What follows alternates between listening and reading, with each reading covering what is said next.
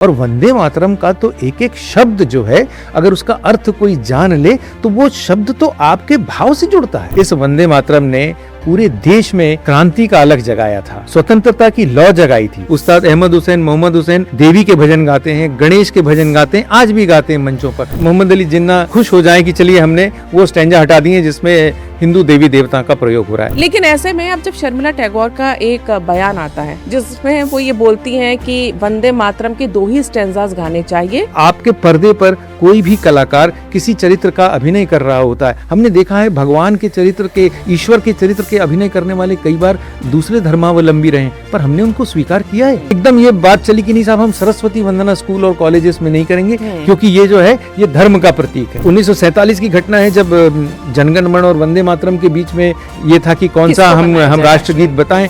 तब जवाहरलाल नेहरू जी ने जो दलील दी थी कि साहब जनगण मन गाने में भी आसान है, इसकी धुन भी सरल है, लोगों के मन में चढ़ जाएगी, इसलिए हम इसको गाएंगे। ये कैसी दलील थी। कहूं कि जो आज का युवा है वो पिछली पीढ़ी से कहीं अधिक समझदार, कहीं अधिक राष्ट्रभक्त, कहीं अधिक जिम्मेदार है। तो आपको क्या लगता है उसने वंदे मातरम का अर्थ नहीं देख लिया होगा? कल तक जो भारत हमारे सामने नौकरी मांगने के लिए गिड़गिड़ाता था, आज उस भारत का युवा जो है नौकरी देने की स्थिति में आ गया।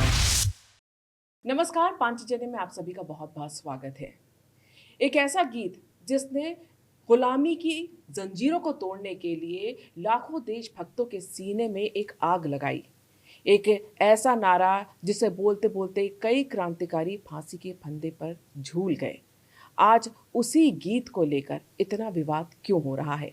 एक देशभक्ति का गीत विवादों में क्यों घिरा हुआ है? राजनीति का मुद्दा क्यों बना हुआ है? हम बात कर रहे हैं वंदे मातरम की, और इसी विषय पर चर्चा करने के लिए आज हमारे साथ एक विशेष अतिथि हैं सच्चिदानंद जोशी जी। सच्चिदानंद जोशी जी इंदिरा गांधी राष्ट्रीय कला एवं संस्कृति केंद्र के सदस्य सचिव हैं, और क्योंकि ये पूरा मामला संस्कृति की जड़ों से जुड़ा हुआ है और उसमें आज जब राजनीति घुल रही है तो इसका क्या असर होता है, और जो हमारा इतिहास है और जो हमारा राष्ट्रगीत और जो गान है, देशभक्ति की भावना है, क्या इस पर भी उसका असर होता है? इसी पर चर्चा करेंगे सच्चिदानंद जोशी जी से। सर, बहुत बहुत स्वागत है आपका। नमस्कार।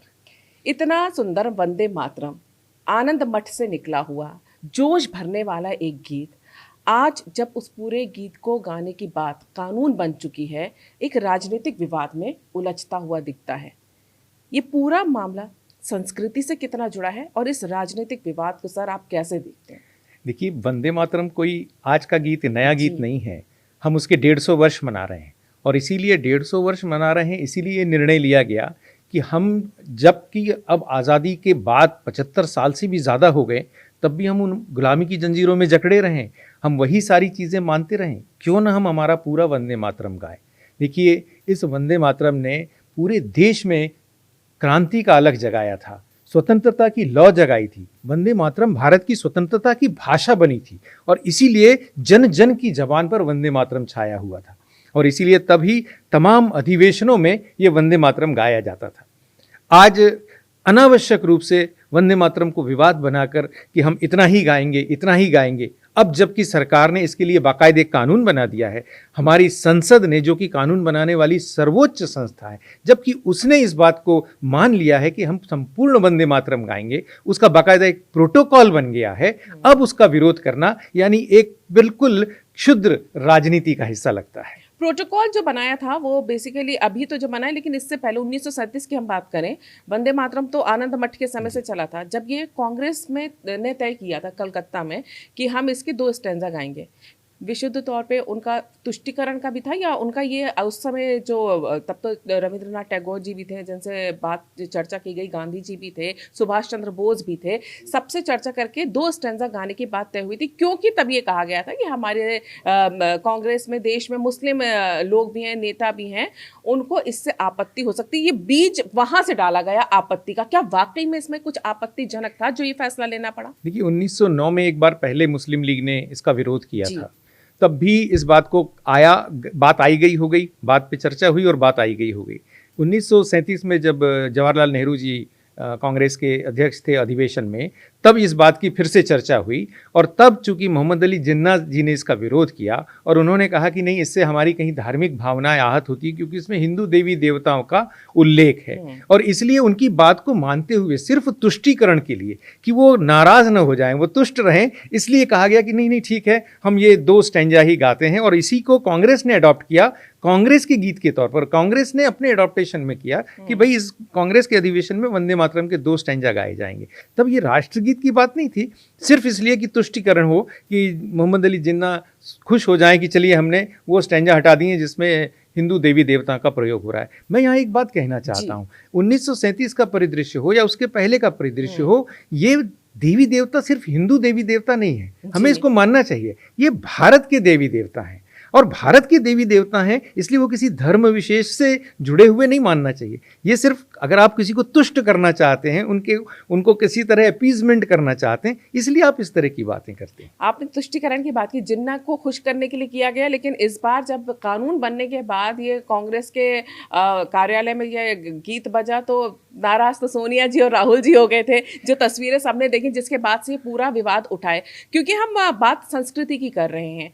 आपने जिस तरह से बताया, भारत में हमेशा से गंगा जमनी तहजीब की बात की जाती है और हिंदू मुस्लिम बहुलतावादी हमारा देश रहा है, विविधता भरा है और ये कहा जाता है कि सब एक साथ रहते हैं। ये जो जड़ें जिन्ना जैसे लोगों ने खोदी थी कि हाँ, इसमें ये नहीं, देवी देवता नहीं आते, क्योंकि आप कला और संस्कृति से भी पूरी तरह से जुड़े हुए हैं।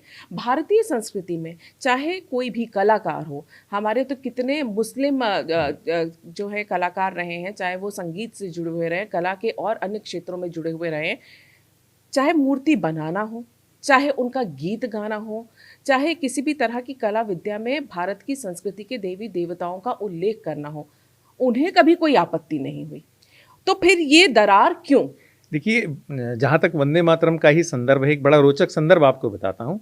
1947 में जब वंदे मातरम को राष्ट्रगान के रूप में स्वीकृत किया गया था, तब भी आज़ादी के समय वंदे मातरम आकाशवाणी पर सारंगी पर उस्ताद साबिर खान ने बजाया था। ये ऑन रिकॉर्ड है, सबसे पहले उस्ताद साबिर खान ने वंदे मातरम सारंगी पर बजाया था। अब अगर बताइए कि यहाँ कहीं हिंदू मुस्लिम का भेद होता तो ये सारी बातें हो सकती थी। आज हमारे श्रेष्ठतम भजन कई हमारे मुसलमान गायक, उस्ताद गायक गाते हैं, कई बड़े बड़े से बड़े संगीतज्ञ उनका कंपोजिंग करते हैं, म्यूजिक कंपोज करते हैं। तो क्या ये विरोध है कहीं? ये देखिए, ये बहुत राजनीति का हिस्सा। आज से कुछ साल पहले मुझे याद है एकदम ये बात चली कि नहीं साहब, हम सरस्वती वंदना स्कूल और कॉलेजेस में नहीं करेंगे क्योंकि ये जो है ये धर्म का प्रतीक है। लेकिन उस बात को लोगों ने तूल नहीं दिया क्योंकि उन्हें मालूम है कि ये सरस्वती जी की उपासना किसी धर्म विशेष की उपासना नहीं है, ये हमारी भारतीय संस्कृति का मूल है। इसलिए इसमें हिंदू मुसलमान होने का, ईसाई सिख होने का भेद नहीं है। हम सब मिलकर विद्या की देवी की आराधना करते हैं। यही बात तब से लेकर आज तक आ रही। अनावश्यक रूप से अब फिर इसमें हिंदू मुसलमान की बात लाना, जबकि कहीं कला की दृष्टि से, संस्कृति की दृष्टि से कहीं इस बात का भेद नहीं होता। बल्कि मैं तो ये कहता हूं कि यही गीत है, यही कलाएं हैं जो हमें आपस में जोड़ती हैं, बांधती हैं, साथ ले जाने का काम करती हैं। मुझे याद आता है बिस्मिल्लाह खान साहब का भी, उनकी जो शहनाई थी मंदिरों में वो बजाते थे और कई ऐसे कलाकार हैं जो बाकायदा पूजा करके अपना वाद्य यंत्र छूते थे। क्योंकि उस्ताद अलाउद्दीन खान मैहर की देवी पे जाते थे। हाँ। मैहर की देवी की 108 सीढ़ियां रोज चढ़ते थे मैहर में उस्ताद अलाउद्दीन खान साहब। तो वो किस धर्म के अवलंबी थे या कौन सा धर्म मानते थे? या मोहम्मद रफ़ी साहब का गाना था मन तड़पत हरि दर्शन को आज, तो कितना सुंदर गाना है। इसमें कहीं कोई धर्म का भेद है, धर्म का विभेद है? उस्ताद अहमद हुसैन, मोहम्मद हुसैन देवी के भजन गाते हैं, गणेश के भजन गाते हैं, आज भी गाते हैं मंचों पर। हमारे राजस्थान में सारे लोक गायक जो हैं, ज़्यादातर लोग इस्लाम के अनुयायी हैं, पर वो सारे के सारे राम के भजन गा रहे हैं, कृष्ण के भजन गा रहे हैं। तो ऐसा नहीं है कि ये कोई धर्म की बात हो रही है, अनावश्यक रूप से इसमें विवाद पैदा किया जा रहा है। क्योंकि आपने मोहम्मद रफ़ी साहब की बात की, शर्मिला टैगोर हैं, उनकी कई फिल्मों के गाने मोहम्मद रफ़ी साहब ने गाए हैं। और फिल्म इंडस्ट्री के अंदर जितना हम सांप्रदायिक सौहार्द देखते हैं उतना तो हम कहीं नहीं देखते हैं। लेकिन ऐसे में अब जब शर्मिला टैगोर का एक बयान आता है जिसमें वो ये बोलती हैं कि वंदे मातरम के 2 ही स्टैंजास गाने चाहिए। भारत में एक तबका ऐसा भी है जो एक ईश्वर पे विश्वास रखता है। सीधे सीधे वो कह रही थी मुसलमान क्योंकि एक ईश्वर पे विश्वास रखते हैं और उसमें देवियों के नाम आते हैं, उसको उन्होंने फेवर करते हुए ये बात बोली। मुझे इसलिए हैरानी हुई क्योंकि फिल्म इंडस्ट्री के लोगों में, विशेष तौर से जब आप इतने पुराने हो, जहाँ मोहम्मद रफ़ी जैसे लोगों ने इतने सुंदर सुंदर भजन गाए हों, वहाँ अगर आप ये बात करते हैं इस उम्र में आकर, तो ये आश्चर्य पैदा करता है। और क्या आपको लगता है कि सिर्फ एक गीत गाने से, जब आप एक्टिंग करते हैं और तब आप कोई कैरेक्टर निभाते हैं, तब आपको याद नहीं आता कि एक ईश्वर मानने वाले लोग हैं, और ये बात करके भारत जैसे समाज में एक गीत को आप एक तरह से नकारते हैं, वो भी ऐसे गीत को जो हमारी स्वतंत्रता, हमारी भावना, हमारी संस्कृति से जुड़ा है? देखिए, कलाकारों को तो निश्चित तौर पर ऐसी बात कहनी ही नहीं चाहिए, क्योंकि कलाकार तो निरपेक्ष होता है किसी भी धर्म से, क्योंकि उनका अपनी आस्था अलग चीज़ है। पर आप मंच पर हो या पर्दे पर हो, स्क्रीन पर हो, कहीं भी जब आप जाते हैं तो आप तो उस चीज़ को प्रस्तुत कर रहे होते हैं, आप उस चीज़ का प्रतिनिधित्व कर रहे होते हैं। जो दर्शक होता है वो तो भोला दर्शक उसमें आपको उस स्वरूप में देखने की इच्छा करता है। तो ये जो बात है कि भाई वंदे मातरम जो है वो एक ईश्वर को मानने वाले लोगों को नहीं गाना चाहिए, ये हमारी संस्कृति से कटने वाली बातें कह रहे हैं। 1947 की घटना है जब जनगण मन और वंदे मातरम के बीच में ये था कि कौन सा हम राष्ट्रगीत बताएं। तब जवाहरलाल नेहरू जी ने जो दलील दी थी कि साहब जनगण मन गाने में भी आसान है, इसकी धुन भी सरल है, लोगों के मन में चढ़ जाएगी, इसलिए हम इसको गाएंगे। ये कैसी दलील थी? हम तब भी वंदे मातरम को स्वीकृत कर सकते थे। ये भी बात हमको सोचना चाहिए। और एक और बड़ी बात मैं आपको बताना चाहता हूँ कि जब आपके पर्दे पर कोई भी कलाकार किसी चरित्र का अभिनय कर रहा होता है, हमने देखा है भगवान के चरित्र के, ईश्वर के चरित्र के अभिनय करने वाले कई बार दूसरे धर्मावलंबी रहे, पर हमने उनको स्वीकार किया है, अब खुले मन से स्वीकार किया है, क्योंकि हम उनमें उसका स्वरूप देखते हैं। और यही तो हमारे भारत की संस्कृति की विशेषता है, और यही हमारी संस्कृति का मूल मंत्र है। तो उस मूल मंत्र से अलग हटके हम यूं कहें कि साहब जो लोग एक ईश्वर को मानते हैं उन्हें गाने में दिक्कत होगी, ये मुझे लगता है कि बड़ी बेईमानी सी बात है, और एक तरह से देश को काटने की, देश को बांटने की, देश को तोड़ने की बात कर रहे हैं। क्योंकि फिल्म इंडस्ट्री हमेशा से हमने देखा है कि भारत में, कहते हैं ना, फिल्में समाज का आईना होती हैं। समाज बहुत खुले दिल से अपनाता है, इर्रिस्पेक्टिव ऑफ रिलीजन कि आप किसके। वरना भारत जैसे देश में जितने मुस्लिम कलाकार स्टार रहे, चाहे वो किसी भी क्षेत्र में हो, संगीत में हो, वाद्य यंत्र में हो, फिल्मों में हो, हमने हमेशा खुले दिल से अपनाया है। वहाँ पर अगर ऐसे वेटरन एक्टर्स इस तरह की बातें करेंगे तो निश्चित तौर पे ये लोगों को भी इस समय अजीब लगता है, जब समय इतना बदल चुका हूँ। क्योंकि आपने वंदे मातरम में 1947 में जब ये बातचीत हो रही थी ये किया, आज भी मैंने देखा है, क्योंकि अभी वंदे मातरम को कानून बनाया गया, चैलेंज दिया जाता है एक दूसरे को, चलो तुम गा के सुनाओ, चलो तुम गा के सुनाओ। आपको नहीं लगता कि जिस तरह से जनगण मन हम नियमित तौर पे जब गाते हैं तो वो ये कंठस्थ हो जाता है? इसको चैलेंज ना दिया जाए और ये बताया जाए ये क्लिष्ट है, कोई भी गीत उसको समझते हुए आप गाएंगे, इसको लेकर आप क्या कहेंगे? देखिए, कोई भी गीत क्लिष्ट नहीं होता अगर वो आपकी जबान पे चढ़ जाए, धीरे धीरे आप उसका अभ्यास करें, गाएं। देखिए, अब हमारे पास एक ऐसा, उसका एक मानक रिकॉर्डिंग भी तैयार है, एक मानक धुन भी तैयार है। आपको बताया गया है कि 3 मिनट 13 सेकंड में इसको गाना है। आप गाइए उसके साथ, जब वो बजता है उसके साथ गाइए, तो वो सारे शब्द आपके जबान पर चढ़ते हैं, उसकी धुन आपकी जबान पर चढ़ती है और वो सब आपके कानों में गूंजता है, कानों में बोलता है वो सब। तो ये कोई क्लिष्ट नहीं है, ये सिर्फ एक बनाया हुआ माया जाल है, रचा हुआ माया जाल है, जिससे लोग उससे दूर हो जाएं।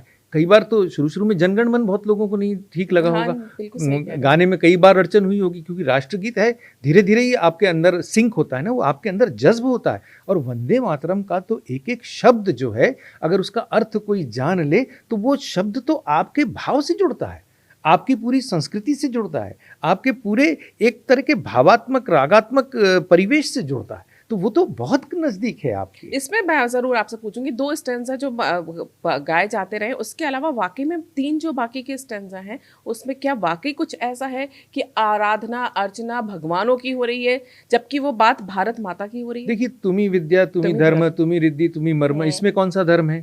आप विद्या की बात कर रहे हैं अपनी मातृभूमि के लिए, आप धर्म की बात कर रहे हैं, आप हमको ऐश्वर्य प्रदान करने वाली की बात कर रहे हैं, आप हमारे मर्म को जानने वालों की बात कर रहे हैं, या यहाँ तक भी कि त्वं ही दुर्गा 10 प्रहरण धारिणी कमला कमल दर विहारिणी वाणी, तो वाणी विद्यादायिनी, ये भी क्या है? हमारी जो नारी के 3 रूप, हम कहते हैं कि हमारी नारी 3 रूपों में है। जब वो शक्ति है तो वो दुर्गा है, जब वो ऐश्वर्य देती है तो वो लक्ष्मी है, जब वो बुद्धि देती है तो वो सरस्वती है। और ये बात हम किसी एक धर्मावलंबी के लिए नहीं कह रहे हैं, हमारे देश की जो तमाम माताएं बहनें हैं वो सब हमारे लिए दुर्गा स्वरूप हैं, सब हमारे लिए लक्ष्मी स्वरूप हैं, सब हमारे लिए सरस्वती स्वरूप हैं। हम तो किसी को नहीं कह रहे हैं, किसी एक धर्म के व्यक्ति को। तो ऐसा मानना ही अपने आप में गलत है। 1909 से लेकर हम 1926 में आ गए। 1909 से जिस तरह आपने बताया विवाद शुरू हुआ, बदलते हुए भारत में इस तरह के विवाद को हवा देना सिर्फ राजनीति है, मुझे ऐसा लगता है। आपको क्या लगता है कि क्या वाकई में 9 से लेकर अभी 26 तक, 2026 तक में कुछ बदला नहीं 1909 से? देखिए क्या हो रहा है कि आज एक भारत बदल रहा है बड़े अलग अलग परिप्रेक्ष्य में। आज भारत अपने आप में स्वावलंबी है, भारत के अंदर एक स्व का बोध जगा है। भारत ने पूरे विश्व को अपने अस्तित्व से अब चुनौती देना प्रारंभ किया है। ये निश्चित तौर पे एक अलग भारत है। इस भारत ने जो प्रगति के सोपान हैं, जो विकास के सोपान हैं, अलग अलग माध्यमों से अलग अलग तरीके से तय किए हैं। तो निश्चित तौर पर वैश्विक जगत में इसको लेकर ईर्ष्या होना स्वाभाविक है कि कल तक जो भारत हमारे सामने दयनीय होकर हमसे भीख मांगता था, आज कैसे ये भारत आत्मनिर्भर होता है।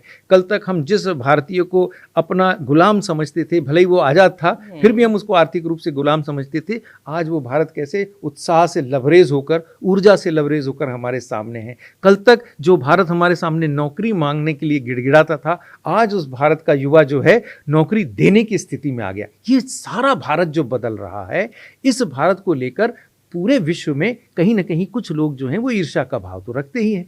और हमारे देश में भी कुछ लोग ऐसे हैं जो उनकी कहे पर भारत में ये सारी चीज़ों को फैलाना, कहीं अस्थिरता फैलाना, कहीं विभेद फैलाना, आपस में वैमनस्य फैलाना, इन सब चीज़ों को करते हैं क्योंकि इससे उनका एजेंडा सेट होता है, इससे उनकी रोटी सिकती है, इससे उनकी रोजी रोटी चलती है।